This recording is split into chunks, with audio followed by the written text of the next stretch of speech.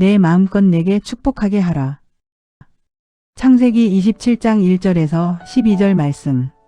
이삭이 나이가 많아 눈이 어두워 잘 보지 못하더니 맏아들 에서를 불러 이르되 내 아들아 하매 그가 이르되 내가 여기 있나이다 하니 이삭이 이르되 내가 이제 늙어 어느 날 죽을는지 알지 못하니 그런즉 내 기구 곧 화살통과 활을 가지고 들에 가서 나를 위하여 사냥하여 내가 즐기는 별미를 만들어 내게로 가져와서 먹게 하여 내가 죽기 전에 내 마음껏 내게 축복하게 하라.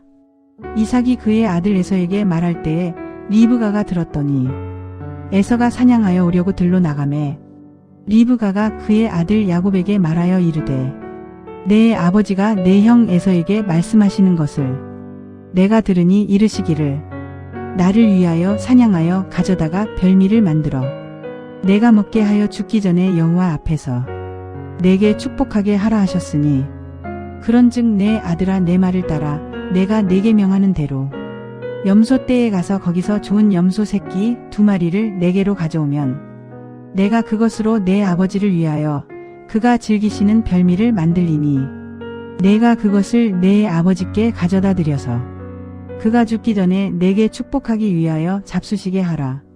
야곱이 그 어머니 리브가에게 이르되 내 형 에서는 털이 많은 사람이요 나는 매끈매끈한 사람인즉 아버지께서 나를 만지실진대 내가 아버지의 눈에 속이는 자로 보일지라 복은 고사하고 저주를 받을까 하나이다.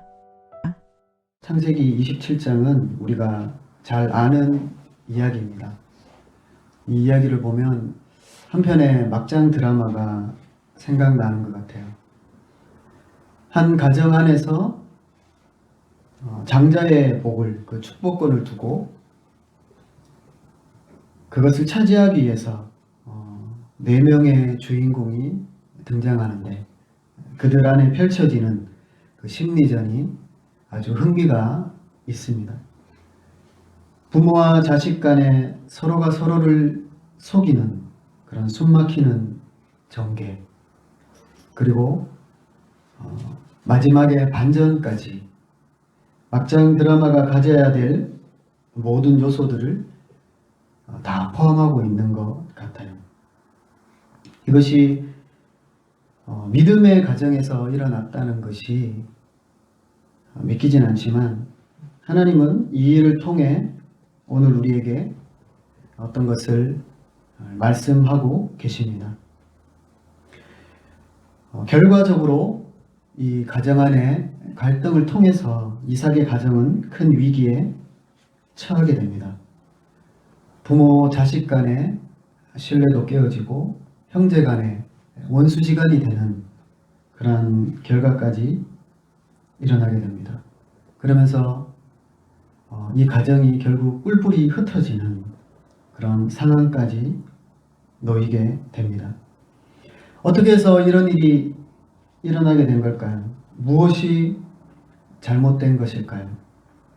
오늘 우리는 한 사람 한 사람의 관점에서 그것을 한번 생각해 봤으면 좋겠습니다. 이 일의 발단은 이삭에게서부터 시작되었습니다. 오늘 말씀의 1절을 보시면 이삭이 나이가 많아 눈이 어두워 잘 보지 못하더니 맏아들 에서를 불러 이르되 내 아들아 하매 그가 이르되 내가 여기 있나이다 하니 이삭에 대해 표현하기를 눈이 어두워 잘 보지 못했다 라고 표현을 했는데 그는 육적인 눈뿐만 아니라 영적인 눈도 어두워진 상태인 것을 알 수 있습니다. 모든 실수와 사고는 우리가 영적으로 어두울 때, 영적으로 깨어있지 못할 때, 영적인 문제가 있을 때 일어나게 되는 거죠. 이삭은 복을 줘서는 안 되는 에서에게 복을 주려고 했습니다. 에서는 장자로서의 자격이 없는 자입니다. 하나님은 태어날 때부터 큰 자가 어린 자를 섬길 것이라고 말씀하셨고 그의 삶을 통해서도 그것이 확실하게 보여졌습니다. 에서는 장자의 명분을 가볍게 여겼고 배고픔에 팥죽 한 그릇에 그것을 야곱에게 팔아 넘겼습니다. 그리고 그의 삶을 보면 이후의 삶을 봐도 그는 장자로서의 자격이 없는 삶을 살았습니다. 우리가 읽은 27장의 앞부분에 보면 26장 끝부분을 보면 26장 34절 35절 말씀이 나오는데 에서가 40세에 헷 족속 부에리의 딸 유딧과 헷 족속 엘론의 딸 바스맛을 아내로 맞이하였더니 그들이 이삭과 리브가의 마음에 근심이 되었더라. 에서는 헷 족속의 딸들과 결혼했습니다. 그것을 이삭과 리브가가 근심하였다고 했습니다. 그렇게 결정하고 살아가는 에서를 향해서 항상 근심된 마음을 가지고 있었다는 거죠. 에서가 아내를 맞이할 때 부모님과 상의를 했을까요? 그러지 않은 걸로 보입니다. 충분히 그럴 것으로 추정되는 이야기가 다음 장 28장에 나오는데 이제 이 가정이 깨어지고 이삭이 야곱을 향해서 삼촌 라반의 집에 갈 때 그곳에 갔을 때 너는 가나안 사람의 딸들 중에서 아내를 맞이하지 말고 내 외삼촌 라반의 딸 중에서 아내를 맞이하라. 그렇게 얘기를 합니다. 그 모습을 그 얘기를 에서가 듣게 되죠. 그러면서 28장 6절에 보니까 그 얘기를 듣고 에서는 이런 생각을 합니다. 우리 아버지가 가나안 여인을 별로 안 좋아하나 보다. 가만히 보니까 이 여인들이 우리 부모님한테 잘 못하는 것 같거든요. 그러니까 별로 안 좋아하시나 보다. 그래서 에서는 바로 이스마엘에게 가서 그 마알렛이라는 아내로 맞이합니다. 자기가 생각해서 자기가 결정을 해버린 거죠. 에서는 항상 이런 스타일이었던 것 같아요. 오늘날로 말할 것 같으면 테토남이었을까요?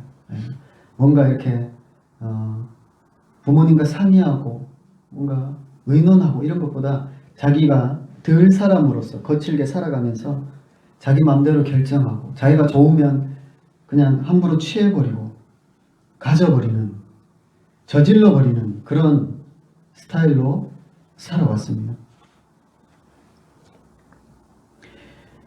아브라함으로부터 내려온 그 영적인 기업을 이어가려면 결혼이 얼마나 중요합니까? 이삭도 그래서 아브라함이 이 땅의 여인과 결혼하지 말고 친족에게 가서 아내를 구해오라고 했잖아요. 이삭과 리브가도 그렇게 순수성을 유지하기 위해서 결혼을 신중하게 결정했습니다. 그런데 이 아들 에서는 어떻게 할 수가 없었다는 거죠. 너무 막무가내고 자기 마음대로였기 때문에. 에서는 또 아내를 둘이나 맞이합니다. 아브라함도 한 명이었어요. 물론 하갈을 첩으로 들였지만 씨를 받기 위한 그런 처방이었죠. 아브라함도 사라라는 아내 한 명, 이삭도 리브가라는 아내 한 명. 그런데 갑자기 에서는 둘을 데려왔습니다. 갑자기 일부 다처제가 되었어요.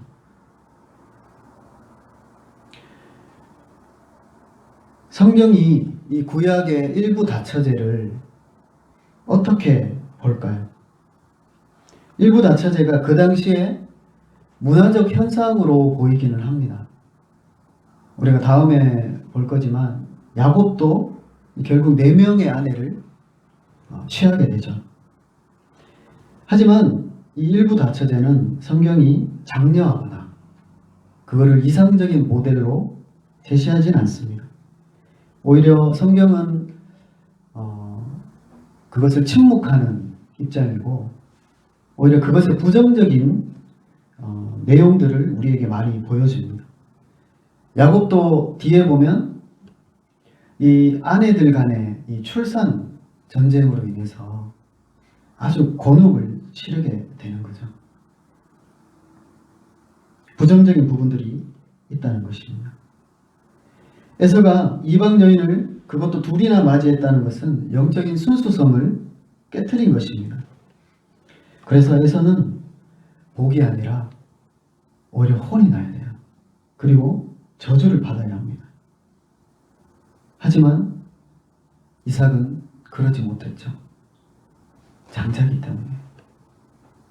그 아끼고 사랑했던 자기가 좋아했던 그 첫째 아들이기 때문에 이삭은 자기 안에 욕심을 버리지 못하고 끝내 에서에게 복을 주려고 한 것입니다. 2절에 보면 이삭이 이르되 내가 이제 늙어 어느 날 죽을는지 알지 못하니 그런즉 내 기구 곧 화살통과 활을 가지고 들에 가서 나를 위하여 사냥하여 내가 즐기는 별미를 만들어 내게로 가져와서 먹게 하여 내가 죽기 전에 내 마음껏 내게 축복하게 하라. 이삭은 별미를 만들어 오라 했어요. 이 장면을 봐도 그가 욕심에 이끌려서 자기가 좋아하는 것을 선택했다는 것을 나타내는 것입니다. 이삭은 평상시에 에서가 해주는 그 사냥한 고기를 좋아했다고 했어요. 그래서 그를 사랑했다고 했습니다. 그가 별미를 다시 찾았다는 것은 이것은 내 생각대로 할 거야. 내 고집대로 할 거야. 내가 좋아하는 것을 선택할 거야 라는 그런 표현인 것입니다. 이삭은 하나님의 뜻을 거역하고 육신에 이끌렸습니다. 하나님의 뜻을 선택하기보다 자신의 뜻대로 밀고 나갔습니다.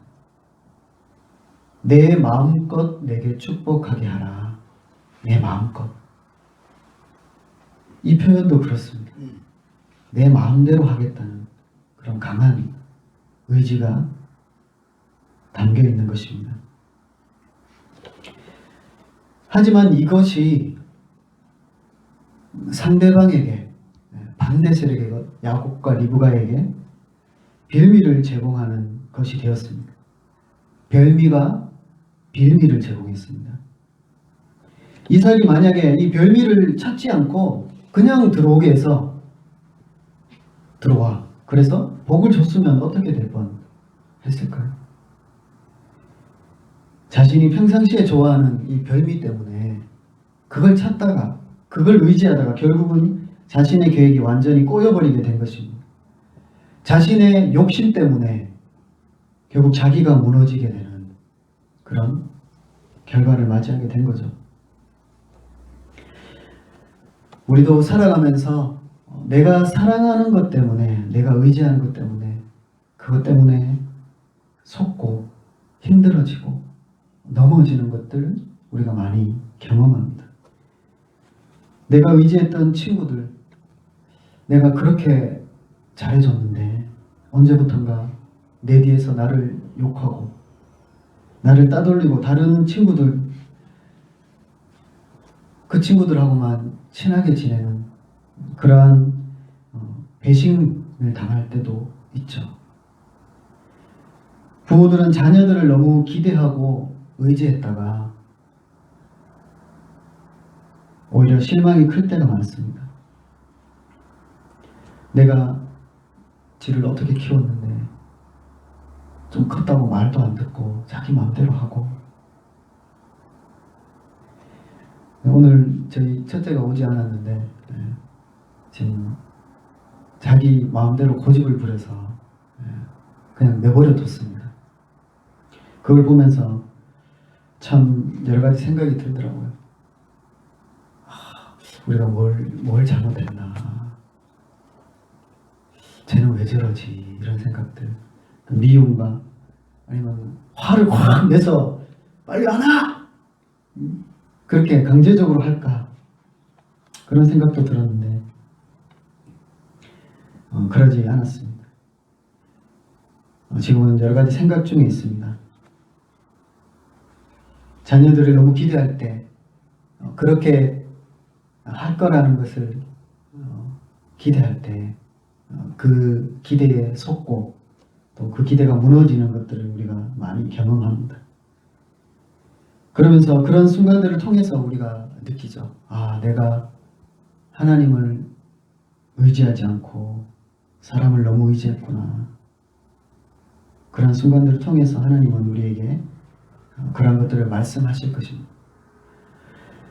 여러분, 내가 하나님보다 더 사랑하고 소중하게 여기는 것이 있다면 결국 그것이 나에게 가시가 되어 돌아온다는 것을 기억하시기를 바랍니다.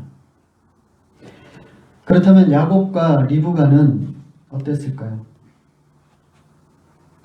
리브가는 그 복이 야곱에게 가야 한다는 것을 알았습니다.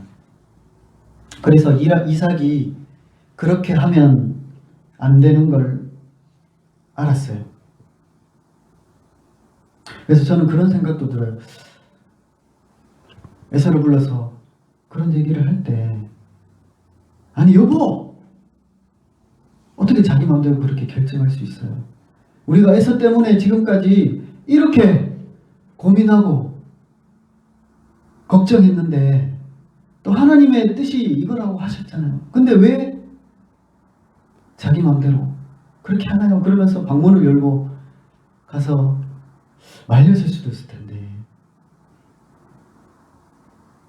어떻게 보면 이 리브가가 이 이삭의 그 고집을 꺾지 못했을 것이 아닌가. 꺾지 못했을 것 같아요. 그동안 많이 시도하고 얘기하고 고민하고 했지만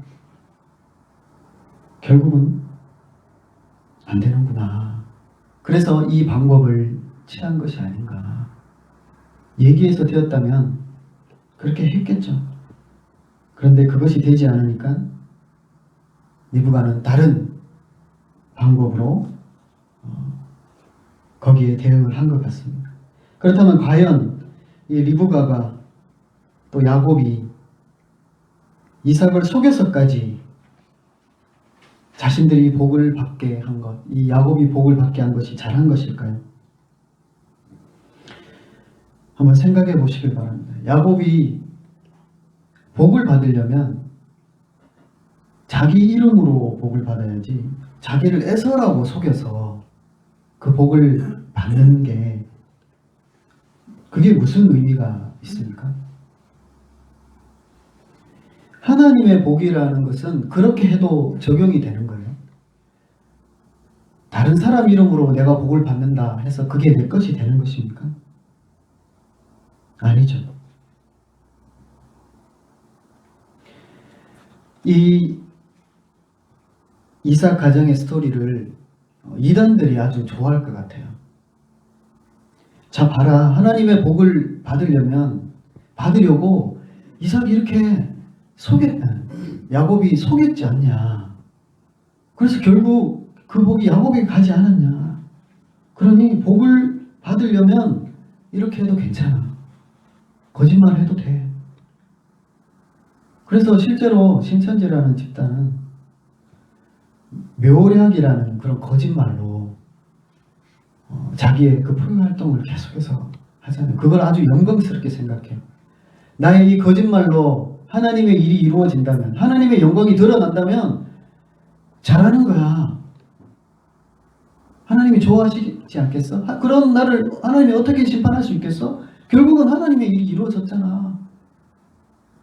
그렇게 자기의 행동들을 생각할 거예요. 자신의 거짓말들을 아주 영광스럽게 생각할 것입니다. 하지만 이것은 하나님의 방법이 아닌 거죠.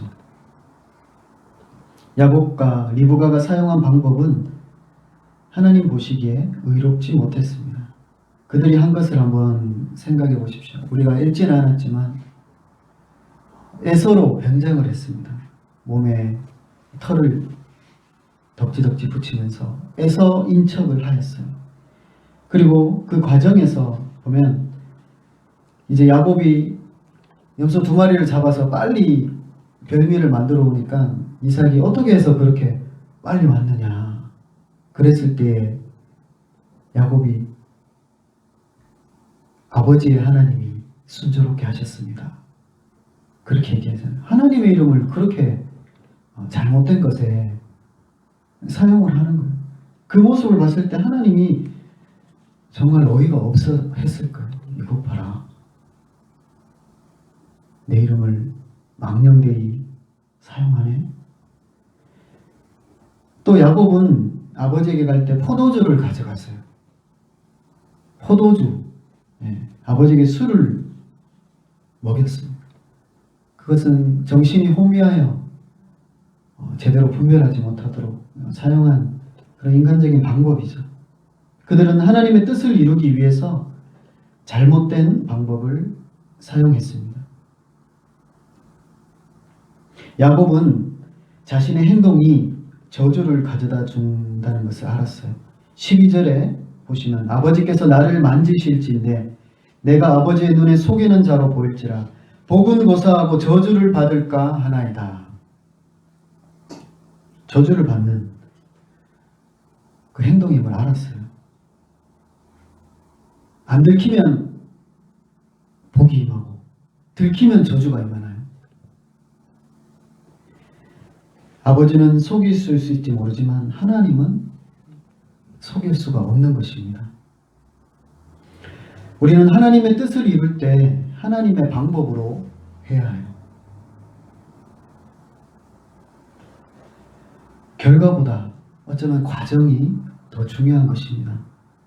결과가 좀 더디게 나와도, 결과가 당장에 눈에 보이지 않아도 우리는 끝까지 하나님의 방법대로 해야 하는 것입니다. 빠른 결과를 위해서 그 과정을 불이하게 해서는 안 됩니다.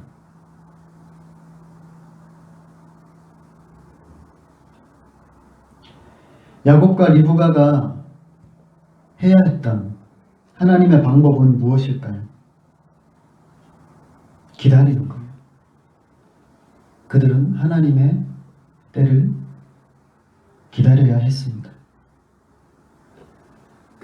하나님의 뜻이 당장 이루어지지 않는다고 해서 조급해하지 말고 잠잠히 하나님의 때를 기다리는 여러분과 제가 되기를 바랍니다. 우리의 자녀들을 향해서도 또 하나님의 일을 해나가는 일에 있어서도 사역을 해나가는 데 있어서도 당장 눈에 보이는 결과, 열매가 없을지라도 잠잠히 해나가는 것, 그것이 중요할 것입니다. 갈보리 채플이 잘하는 것이 그건 것 같아요. 뭔가 인간적인 그런 시도, 인간적인 노력, 뭔가 이루려고 하는, 내 힘으로 이루려고 하는 그러한 것들에서 좀 멀어져서 잠잠히 하나님의 때를 기다리는 것. 오늘 KSM 학생들이 함께 하고 있는데 어쩌면 여러분들이 기다림의 열매가 아닌가 생각합니다. KSM이 오래됐지만 그동안 이제 활발할 때도 있었고 또 몇 년 학생이 없어서 쉬어가는 때도 있었지만 계속 이제 김현우 목사님은 기도하시고 기다렸을 거예요. 뭔가 이 일을 이루기 위해서 뭔가 그런 인간적인 방법들을 쓰지 않고 하나님이 주실 때까지 기다렸다고 저는 생각합니다. 그랬을 때, 때가 됐을 때에 필요한 그런 하나님의 말씀이 필요한 자들을 또 만나게 하셨고 그런 것들을 시작하지 않았나 이런 생각이 들었습니다. 하나님의 때를 잠잠히 기다릴 때 하나님께서 하신다는 것, 그것을 기억하기를 바랍니다. 오늘 말씀을 좀 정리했으면 좋겠습니다. 오늘 말씀은 하나님의 계획이 인간의 이 욕심, 이것에 의해서 어떻게 깨어지는지를 우리에게 보여줬습니다. 우리의 연약함과 인간의 연약함과 잘못된 선택이 가정을 분열시키고 흩어지게 하는 결과를 맞이했어요. 하지만 여기에는 하나님의 섭리가 있음을 믿습니다. 에서는 야곱과 떨어져 있는 이 20여 년의 시간 동안 자연스레 가나안 땅을 떠나 세일 땅으로 이주하여 살게 되었습니다. 그것을 창세기 33장을 통해서 확인할 수 있는데, 이제 야곱이 다시 돌아올 때 그가 세일산, 에서가 세일산으로 만나고 다시 돌아갔다, 이렇게 기록하고 있어요. 그가 만약 이 약속의 땅을 자기가 지키겠다고 가나안에 있었다면 야곱은 더더욱 돌아오기 힘들었을 거예요. 하나님은 에서가 스스로 그 땅을 떠나도록 하셨습니다. 결국 어쩌면 이것은 당연한 거예요. 에서가 내가 받을 복을 빼앗겠다고 화를 내고 죽여버리려고 했지만, 정말 그가 하나님으로부터 오는 그 영적인 기업을 사모했을까요? 그렇게 살려고 했을까요? 아니죠. 들사람으로서 사냥을 좋아하고 자유분방한 그 에서가 어떻게 그 척박한 땅, 아직도 땅이 자신의 소유가 되지 않은 그런 상태에서, 아직 민족이 태어나지도 않는 그런 상태에서 하나님이 주실 것들을 바라보면서, 하나님이 내 후손에게 이 땅을 주겠다, 그 약속을 하셨잖아요. 그걸 기다리면서 인내하면서 그곳에 살 수 있었을까요? 아니죠. 결국 그는 자기의 본능대로 자기의 살 길을 찾아서 세일로, 오늘날 말 같으면 에돔 땅으로, 다른 성경 용어로 에돔 땅으로 떠나게 됩니다. 에돔은 가나안 지역이 아니에요. 사해 저 밑에 그 지역이 에돔인데, 결국은 그냥 시간이 지나면 다 해결이 될 일이었는데, 이런 생각이 들었습니다. 또한 이 일을 통해 하나님이 야곱에게도 놀라운 일을 시작하고 이루셨습니다. 야곱은 삼촌 라반의 집으로 피신하게 되죠. 하지만 하나님은 그곳에서 그를 준비시키셨습니다. 영적인 기업을 이을 자로.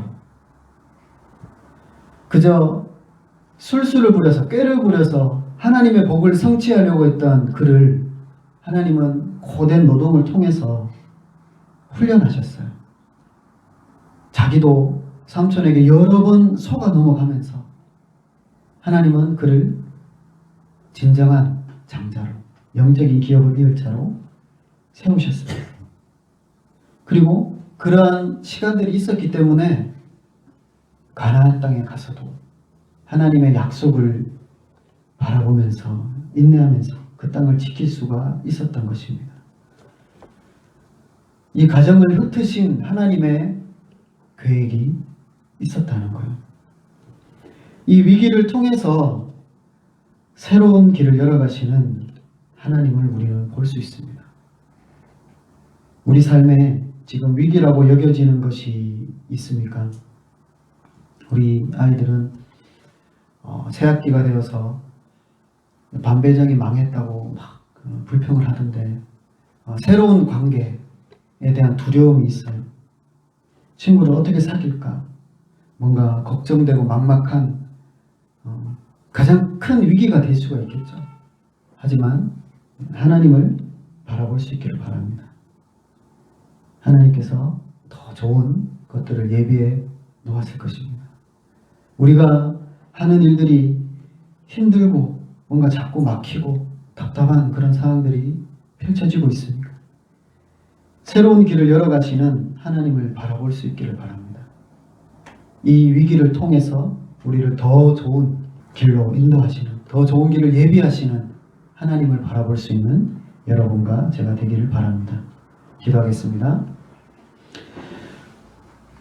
하나님, 우리의 삶도 우리의 연약함과 실수로 어려움에 처해질 때가 많습니다. 하지만 그때도 주님은 일하시고 우리를 위해 더 좋은 길을 예비해 놓으심을 믿습니다. 이러한 주님을 날마다 바라보며 신뢰하는 우리가 되게 하여 주시옵소서. 예수님의 이름으로 기도합니다. 아멘.